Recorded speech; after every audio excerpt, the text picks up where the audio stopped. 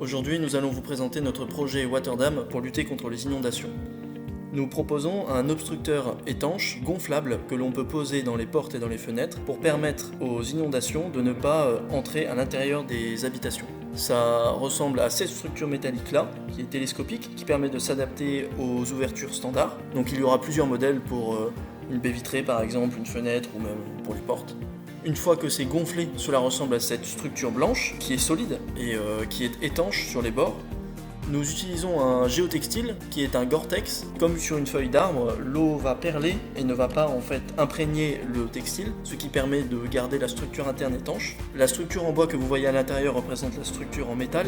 À l'intérieur, nous avons les bombes de polyuréthane qui sont actionnées via la poignée en 3D, qui est un système anti-retour, qui va permettre, en tournant, de tirer sur les ficelles qui sont accrochées sur les bonbonnes de polyuréthane. Le concours des jeunes inventeurs de Mons a été pour nous un véritable tremplin. Ça nous a permis de rencontrer énormément de personnes, des maires, des assureurs, des architectes, des personnes aussi qui ont été victimes d'inondations, qui nous ont éclairé sur certaines parties de notre prototype qui ne pourraient pas fonctionner ou qui pourraient être améliorées. Nous avons eu beaucoup d'échanges entre les exposants, les visiteurs, le jury, et tout ça, ça nous a permis de mieux comprendre les caractéristiques des inondations et de pouvoir proposer quelque chose qui est encore plus proche de la réalité.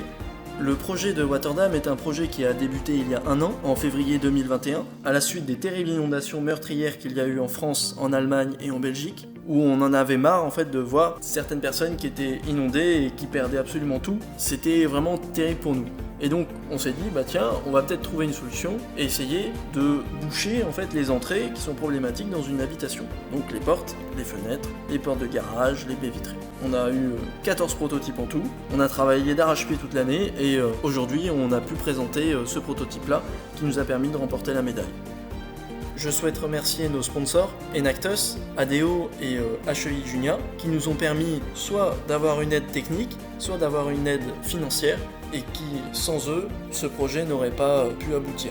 Je souhaite également remercier certaines personnes qui nous ont permis de gagner la médaille lors de ce concours.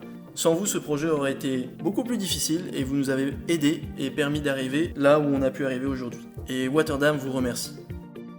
Quel est l'avenir pour ce projet Waterdam ? Nous allons rechercher 2 partenariats, l'un avec une école de commerce qui va nous permettre d'avoir une meilleure communication, d'être plus visible et de mieux arriver à discuter avec les personnes qui sont victimes d'inondations, les architectes, les assureurs, les maires.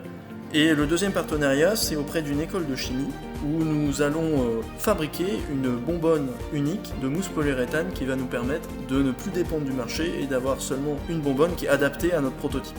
On va également améliorer le Waterdam, le rendre plus léger, plus solide, plus étanche. Tout ça, ça va se faire au fur et à mesure de l'année prochaine. Et nous visons le concours Lépine en février 2023.